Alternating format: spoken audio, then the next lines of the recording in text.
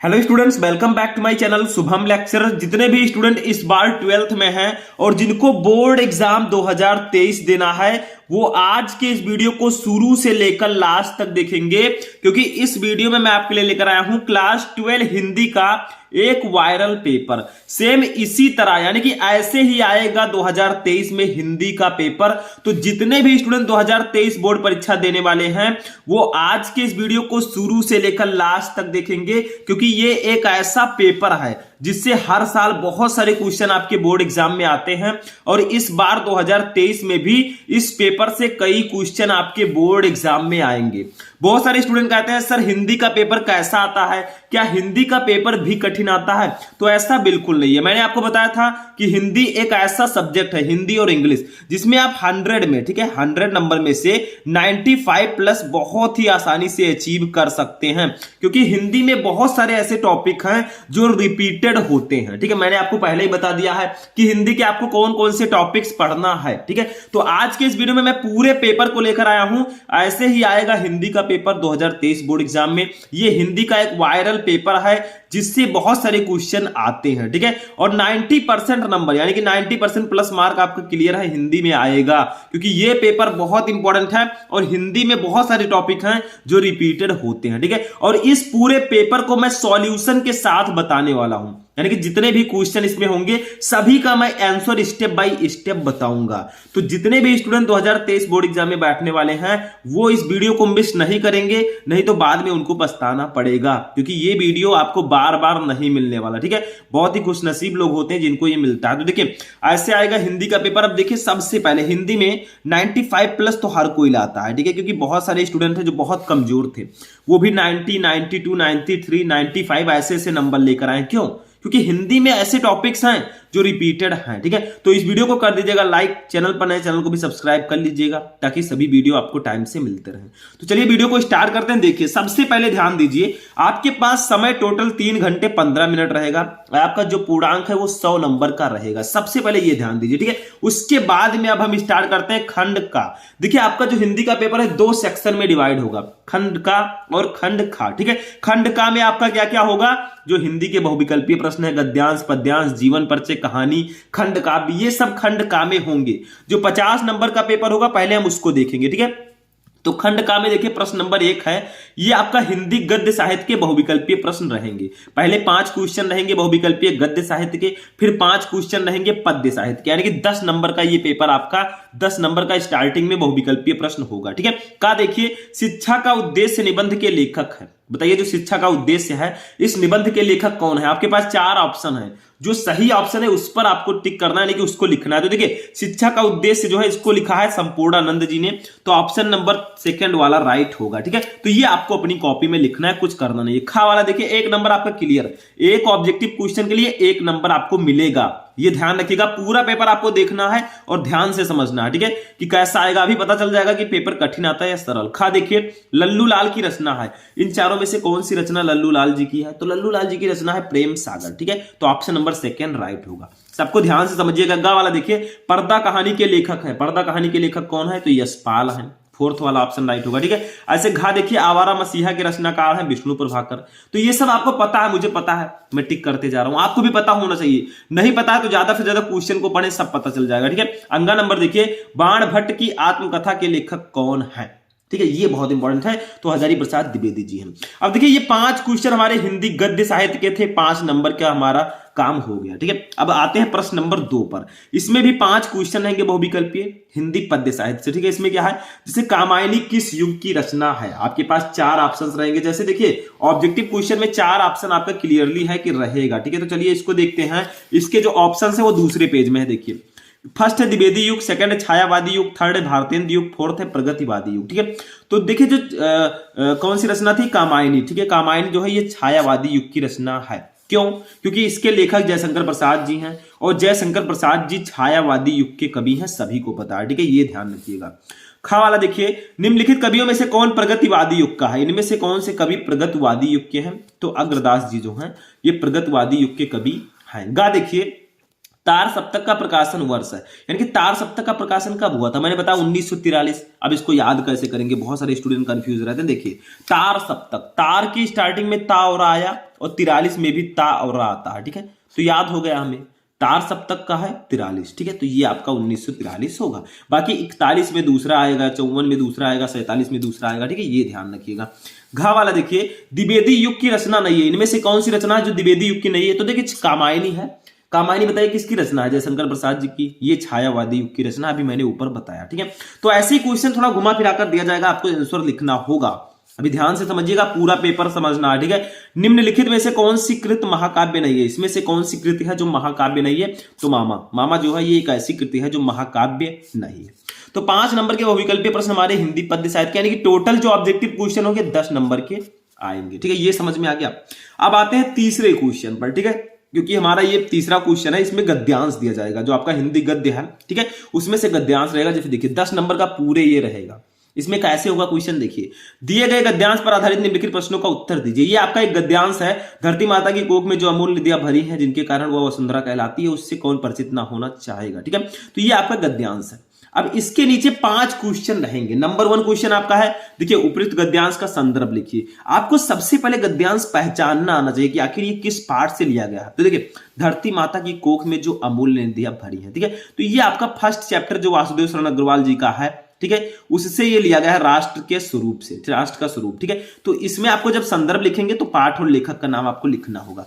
दूसरा क्वेश्चन है, धरती वसुंधरा क्यों कहलाती है, तो इसका आंसर आपको इसी में मिल जाएगा, क्योंकि इसमें बहुत सारी अमूल्य निधियां भरी हुई है, इसी के कारण यह वसुंधरा कहलाती है। तीसरा है, रेखांकित अंश की व्याख्या कीजिए, यानी कि जो यहां से धरती से लेकर चाहेगा, यहां के नीचे देखिए रेखाएं हैं, इसकी अपनी भाषा में व्याख्या कीजिए। चौथा है, पृथ्वी की देह को किसने सजाया है, तो यहां पर लिखा है, लाखों करोड़ों वर्षों से अनेक प्रकार की धातुओं को पृथ्वी को पीस पीस कर अगणित प्रकार की मिट्टियों ने पृथ्वी की देह को सजाया। बस आंसर हो गया, ठीक है।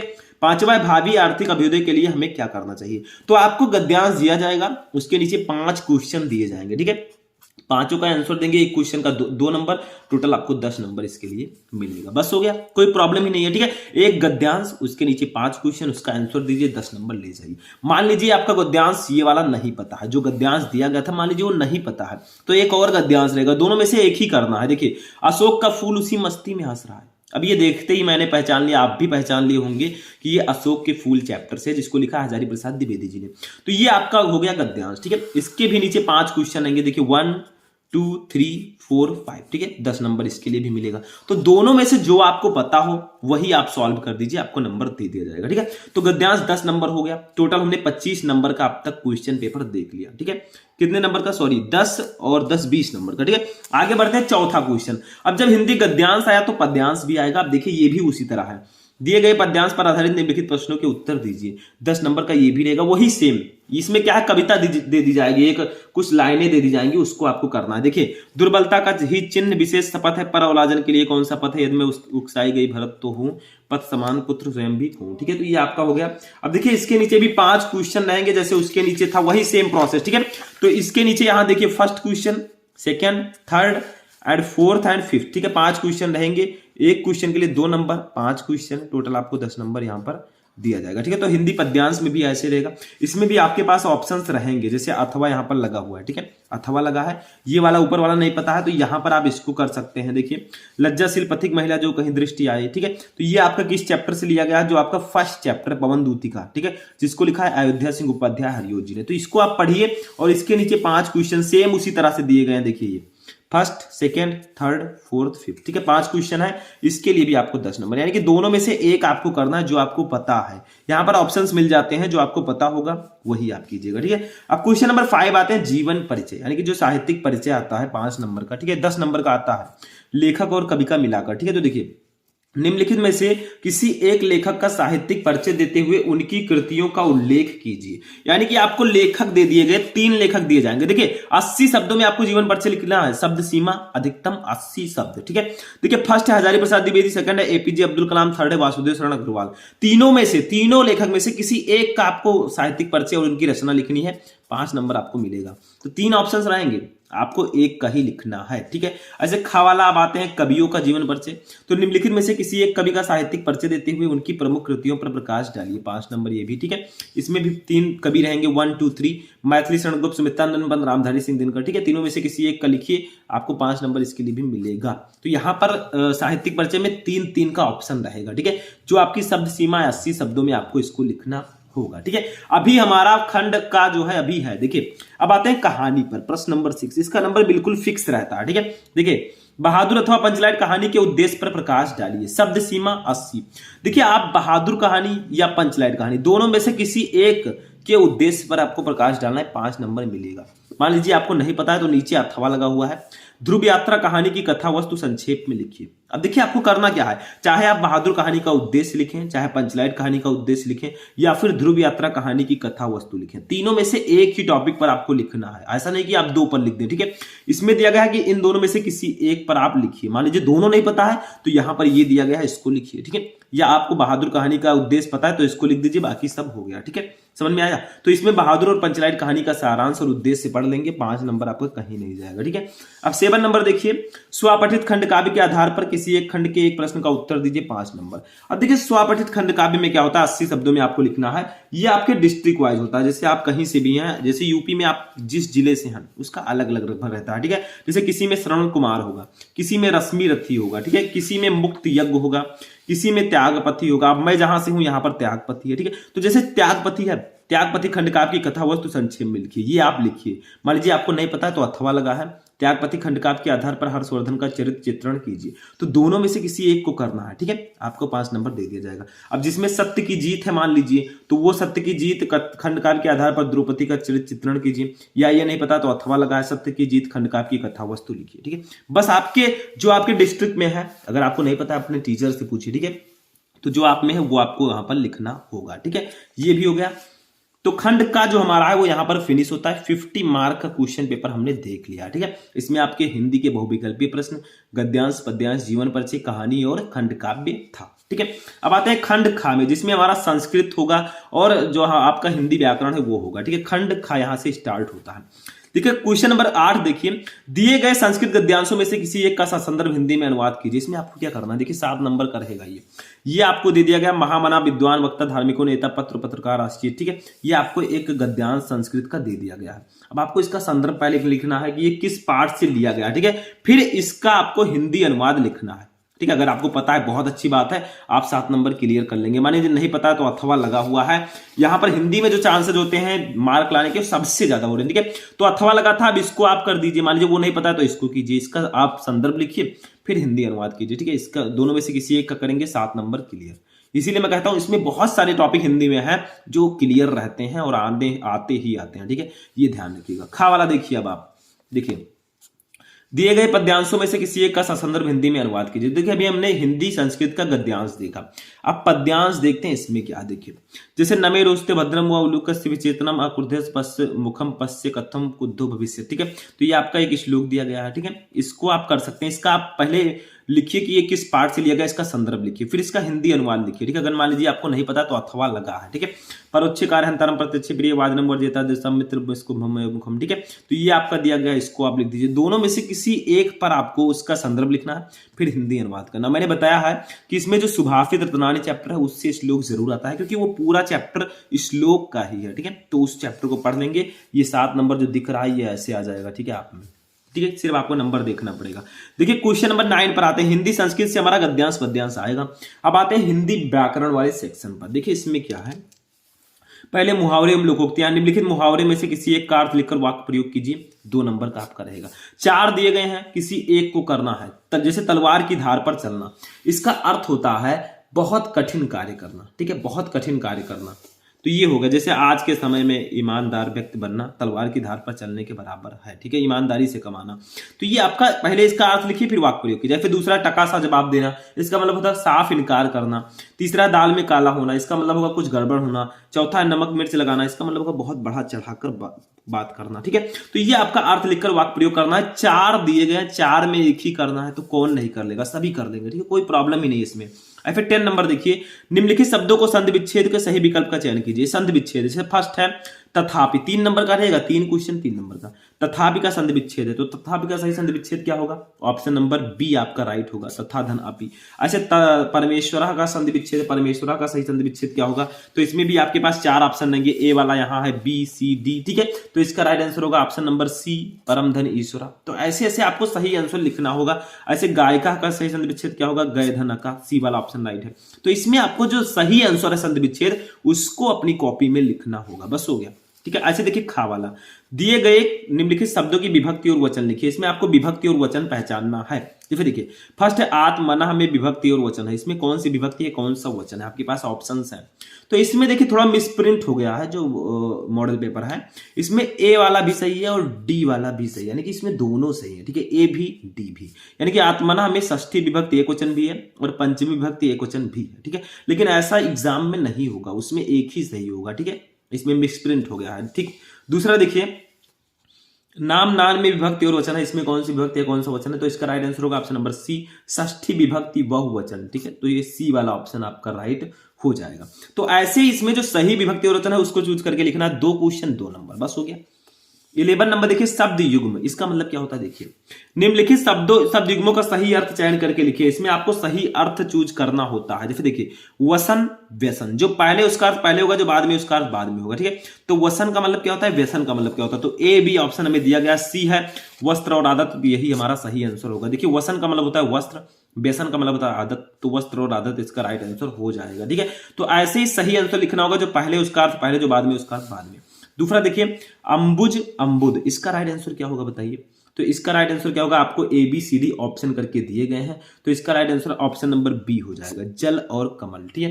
अंबुज का मतलब होता है जल, अंबुद का मतलब होता है कमल, तो ये जल और कमल सही हो जाएगा, बस हो गया, ठीक है। तो ये बी वाला ऑप्शन आपका राइट होगा, ठीक है, इसमें कुछ नहीं है। अब नेक्स्ट आते हैं नेक्स्ट क्वेश्चन पर। ये देखिए निम्नलिखित शब्दों में से किसी एक शब्द के 2 अर्थ लिखिए। ये आपका शब्द अर्थ है। 4 क्वेश्चन दिए गए, चारों में से किसी एक का आपको 2 अर्थ लिखना है, 2 नंबर आपका क्लियर। तो देखिए जैसे अंबर, अंबर को और हम किन नामों से जानते हैं? अंबर को हम आकाश भी कहते हैं, ठीक है, आकाश, वस्त्र भी कहते हैं। तो अंबर के 2 नाम हैं, ठीक है, ऐसे आपको लिखना है। पट, पट का मतलब होता है, इसको भी हम वस्त्र लिख सकते हैं, आकाश लिख सकते हैं, ठीक है, वस्त्र आकाश, ठीक है। या एक और लिख सकते हैं आप घूंघट, घूंघट, ठीक है, ये भी लिख सकते हैं। विधि का आप जानते हैं, ये तरीका, प्रयोगशाला में ये बनाने की विधि, अमोनिया, ठीक है। तरीका कानून, कानून, ब्रह्मा, ब्रह्मा, ठीक है, ये हो गया।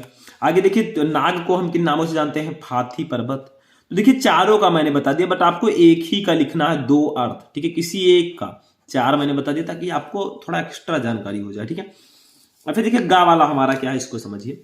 निम्नलिखित वाक्यांशों के लिए एक शब्द का चयन करके लिखिए। देखिए जो आंखों के सामने, उसे हम एक वर्ड में क्या कहेंगे? ABCD दिया गया है, तो उसे हम प्रत्यक्ष कहेंगे। जो आंखों के सामने है उसको प्रत्यक्ष बोलेंगे, ठीक है।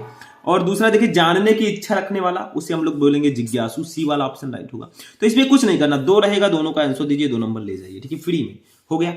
चलिए नेक्स्ट टॉपिक देखते हैं। अब देखिए नेक्स्ट हमारा है निम्नलिखित में से किन्हीं 2 वाक्यों को शुद्ध करके लिखिए। देखिए 2 नंबर का रहेगा, 4 वाक्य रहेंगे, चारों वाक्य में छोटी छोटी गलतियां रहेंगी, उसको सही करके लिखना है। जैसे देखिए तुम तो कुर्सी पर बैठे हैं, इसमें गलती क्या है? देखिए तुम के साथ हो रहेगा, तो तुम तो कुर्सी पर बैठे हो, तो हैं के जगह पर हो कर दीजिए, बस सही हो जाएगा। दूसरा देखिए इस सरोवर में अनेकों कमल खिले हैं, इसमें गलती क्या है? देखिए इस सरोवर में अनेकों के जगह पर अनेक लिख दीजिए, क्योंकि अनेकों खुद में, अनेक खुद में बहुवचन है, अनेकों लिखने की जरूरत नहीं है। नेक्स्ट है सम्मेलन में कवियत्री ने भाग लिया, इसमें गलती क्या है? कवित्री गलत है, कवियत्री इस प्रकार से लिखा जाता है, ठीक है। इसमें दोनों में छोटी ई का मात्रा लगा दिया गया है, ये रॉन्ग है। अब ये वाला सही है जो मैंने लिखा, ठीक है। चौथा देखिए कृपया अनुमोदन करने की कृपा करें, तो देखिए जहां कृपया लगा है वहां कृपा, जहां कृपा लगा है वहां पर कृपया लगाने की जरूरत नहीं है, तो कृपया को काट दीजिए, अनुमोदन करने की कृपा करें। तो चारों में छोटी छोटी गलतियां थी, आपको 2 ही सही करके लिखना है, मैंने चारों कर दिया, ठीक है, ये भी हो गया। नेक्स्ट टॉपिक 12 नंबर, ये बहुत इंपॉर्टेंट है, हमेशा आता है। देखिए वीर रस अथवा हास्य रस का स्थायी भाव के साथ उदाहरण अथवा परिभाषा लिखिए, 2 नंबर। यानी कि आपको ये रस छंद अलंकार, ये रस है, ये श्लेष अथवा उत्प्रेक्षा अलंकार, ये अलंकार है, और ये दोहा अथवा सोरठा छंद है, ठीक है। तो रस छंद अलंकार 2, 2, 4, 2, 6 नंबर के आएंगे। इसमें आपको क्या करना है? रस में अगर आप हास्य रस, वीर रस पढ़ लेते हैं, जैसे देखिए इसमें वीर रस अथवा हास्य रस, दोनों में से किसी एक का आपको अस्थायी भाव के साथ उदाहरण लिखना है, परिभाषा लिख दीजिएगा, ठीक है। ऐसे श्लेष अथवा उत्प्रेक्षा, श्लेष अलंकार का लिखिए या उत्प्रेक्षा, देखिए अथवा लगा, इसका मतलब दोनों में से एक ही लिखना है, ठीक है। दोहा अथवा सोरठा दोनों में से एक ही। तो ये 6 नंबर का जो होता है ये एकदम फ्री में आपको मिल जाएगा। क्यों? क्योंकि इसको पढ़ लीजिए। सिर्फ रस में आप वीर रस, हास्य रस, करुण रस पढ़ लीजिए। श्लेष अलंकार, अलंकार में श्लेष, उत्प्रेक्षा, उपमा, रूपक, ठीक है, इन सबको पढ़ लीजिए। और दोहा में दोहा, सोरठा, चौपाई, कुंडलियां, इनको पढ़ लीजिए। 6 नंबर क्लियर। और अगर आप लोगों ने वीडियो मेरा नहीं देखा, मैंने आपको रस छंद अलंकार एक ही वीडियो में पढ़ा दिया है बोर्ड एग्जाम के लिए, वहां पर 6 नंबर आपका आज ही क्लियर हो जाएगा, उसको जाकर देख लीजिए। या यूट्यूब पर सर्च कीजिए रस छंद अलंकार शुभम लेक्चरर, आपको वीडियो मिल जाएगा, ठीक है। ये हो गया ये। 13 नंबर देखिए क्या रहेगा, पत्र लेखन। देखिए बैंक में खाता खोलने के लिए बैंक प्रबंधक को आवेदन पत्र, प्रार्थना पत्र लिखिए 6 नंबर। अथवा मान लीजिए आप इस पर नहीं लिख सकते तो नीचे वाले पर लिख दीजिए, शहर में फैली संक्रामक बीमारी की तरफ जिलाधिकारी का ध्यान आकर्षित करने के लिए आवेदन पत्र, प्रार्थना पत्र लिखिए। दोनों में से किसी एक टॉपिक पर पत्र लिखिए, 6 नंबर आपका क्लियर हो जाएगा, ठीक है। लास्ट टॉपिक 14 आता है, निम्नलिखित विषयों में से किसी एक पर अपनी भाषा शैली में निबंध लिखिए।